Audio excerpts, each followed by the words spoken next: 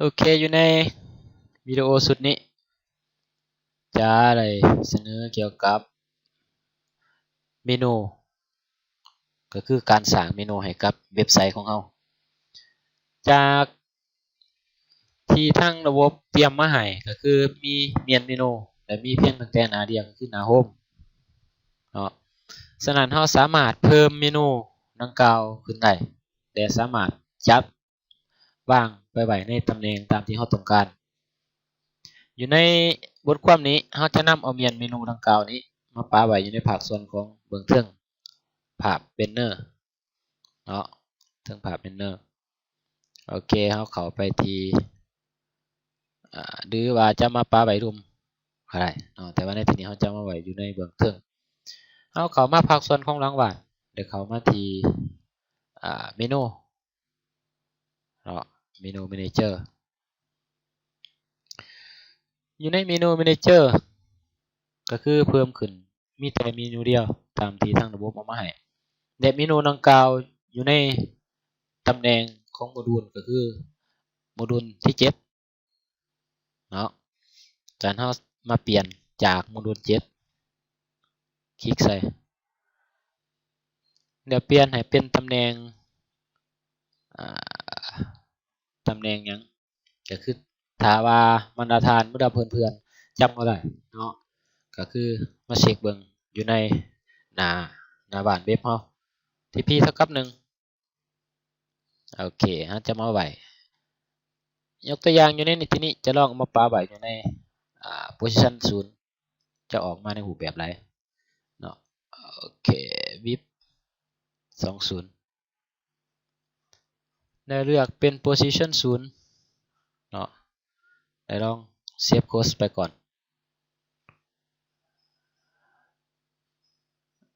โอเคดีเฟซเบิ่งผลของมันเราจะได้เมนูโฮมปรากฏขึ้นมาอยู่ในเบื้องเทิงโอเคในเมื่อเท่าไหร่แล้วเราจะสั่งเมนูต่อไปเรียนกันอยู่ในนี้เนาะอยู่ในภาคส่วนของเมนูนี้เนาะจะเปลี่ยนชื่อจากเมนูใช่ตามที่ระบบมาให้เราจะเติมทั้งหน้าใส่บอกว่าท็อปเนาะท็อปเมนูเนาะโอเคกดเครื่องหมายถือหรือไปกดไปที่ edit จะใส่ท็อปเมนูเพื่อให้เราสามารถจำแนกและจัดการให้ได้ง่ายขึ้นเนาะท็อปเมนูเชฟโค้ดออกโอเคสังเกตเบิ่งเนาะถ้าเราจะเพิ่มเมนูเข้าไปนอกจากโฮมเมนูแล้วจะเอาเมนูยังมาใส่เนาะก็คือกลับมาล้างบ้านแล้วกดไปใส่ที่ท็อปเมนูเราจะสังเกตเห็นเพียงตั้งแต่เมนูโฮมเราจะเพิ่มขึ้นเอาWindows โอเคยกตัวอย่างจะเอา Windows 7หรือว่า Windows 8 Windows 10เข้าไปใส่อยู่ในแถบของเมนูไทป์คลิก select เอาเลือกเป็น Category Box เพราะว่าเราต้องการสร้างเป็น Category Box เนาะสำหรับบรรดารายละเอียดเพิ่มเติมของแต่ละเมนูและคุณลักษณะของมันเนาะบรรดาท่านสามารถกลับย้อนดังไปเบิ่งได้อยู่ในคลิปผ่านมาเนาะที่เราได้นำเสนอแต่ในนี้เราจะสร้างเป็น Category Box เนาะโอเคเดี๋ยวใส่บอกว่า Windows 10เนาะเพื่อให้เขาเจ้าในดาวน์โหลดเอาบรรดาซอฟต์แวร์โดยเฉพาะเป็น Windows 10ไปใช้งานเนาะห้องเมนู Title ตัวนี้เป็นให้ใส่ชื่อของเมนู alias แต่เป็นใส่เดียวกันกับหัวข้อของเมนูจากนั้นเนาะให้เราเลื่อนมาหาCategory เลือกเป็น Windows 10เป็นยังจังเลือก Category เป็น Windows 10เพราะว่าในเวลาที่เราเพิ่มบทความเข้าไปอยู่ใน Category ดังกล่าวเนาะบทความจะถือเชื่อมโยงเข้ามาหา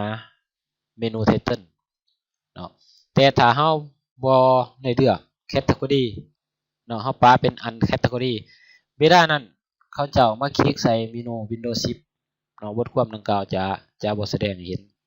ฉะนั้นถ้าว่าอยากเชื่อมโยงเมนูเข้ามาหาแคตตากรีเนาะเราต้องเลือกแคตตากรีดังกล่าวให้ถูกต้องกับหัวข้อของเมนูเนาะโอเคเซฟลองเซฟโค้ดไปเบิ่งเนาะเราจะได้2เมนูขึ้นมาอยู่ในภาคส่วนของท็อปเมนเมนูแล้วไปสังเกตเบิ่งอยู่ในหน้าของโฮมรีเฟรชเบิ่งอีกทีนึงโอเคเนาะเมนู Windows 10ปรากฏขึ้นมาแต่ข้อความเฮายังบ่ทันมีเทื่อเพราะว่าเฮายังบ่ทันได้ลงบทความใส่เนาะได้ Windows 10และสร้างต่อไปอีกเป็นจะสร้าง Windows 8.1เลือก Category Box เช่นเดียวกันแล้วใส่ Windows 8.1เนาะโอเคก๊อปซื้อหัวข้อเป็น alias ได้เลือก Category เป็น 8.1 เนาะเดี๋ยวเราจะเ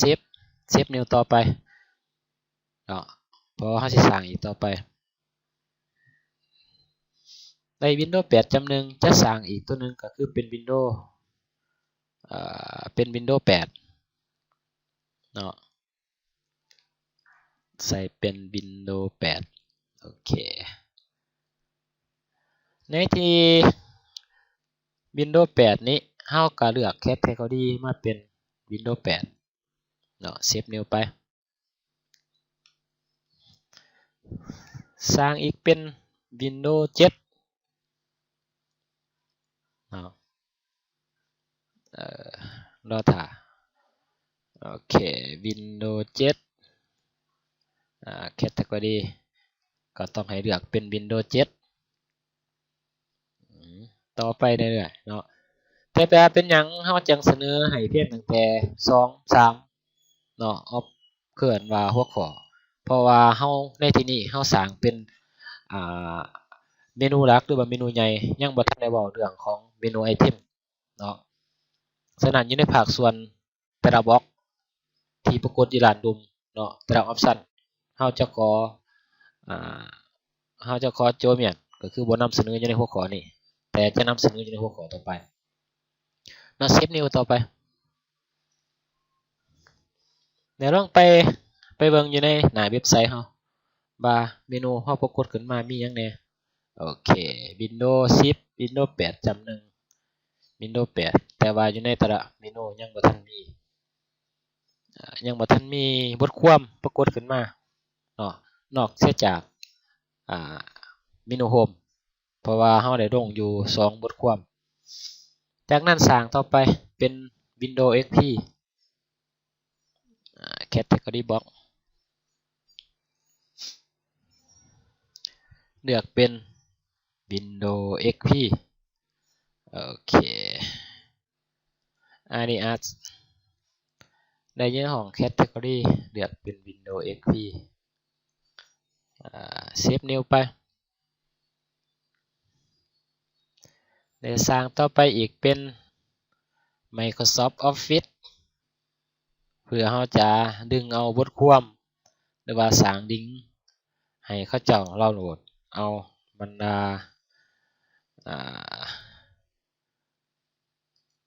ซอฟต์แวร์ดังกล่าวนี้ไปใช้งานเนาะ Microsoft Office โอเคเลือกเป็น Microsoft Office เซฟนิวไปเดี๋ยวสร้างอีกเป็นเมนูหนึ่งเป็น anti virus ได้ Office แล้วเฮ็ดจังได๋คอมพิวเตอร์เราจะสมบูรณ์ไปได้เนาะปราศจากเกินว่าสิ่งที่รบกวนก็คือต้องได้มี anti เพื่อป้องกันเนาะ anti virus โอเคต่อไปอีกเมนูหนึ่งเป็นเมนูสุดท้ายสำหรับท็อปเมียนเมนูเราจะสร้างเป็น driver เป็นเมนู driver เพื่อจะดึงบทความหรือว่าดึงลิงก์จากเว็บไซต์ภาคส่วนอื่น เนาะให้เขาเจ้าเลยดาวน์โหลดเอาไดรเวอร์ไปใส่งานไดรเวอร์ฟูลจะเป็นฟูลเวอร์ชันเนาะโอเคสร้างเป็นไดรเวอร์ฟูลโอเคเซฟโค้ดออกไปก่อนสำหรับท็อปเมนูเนาะหรือว่าท็อปเมนูเฮาจะสร้างเอาโอเคสำนี้เนาะเฮาจะได้บรรดาเมนูปรากฏขึ้นมาอยู่ในภาคส่วนเบื้องต้นของเว็บไซต์ของเฮาเนาะเป็นที่เรียบร้อยแต่ว่าสิ่งหนึ่งที่เฮายังบ่ทันมีก็คือบรรดาบทความจะนำเสนอภายหลังเนาะสำหรับการสร้างเมนูโดยเฉพาะในเมนท็อปเมนูเนาะเราจะนำเสนอเพียงแต่เท่านี้ส่วนอีกยังภาคส่วนอื่นๆที่เราจะสร้างต่อไปก็คือนำเอาบทความหรือว่าสร้างลิงก์ให้เขาเจ้าสามารถดาวน์โหลดเอาบรรดาซอฟต์แวร์ดังกล่าวนี้เนาะได้แนวใดตัวนั้นแม่นจะนำเสนอในหัวข้อต่อไปเนาะเป็นวิธีการง่ายๆเนาะโอเค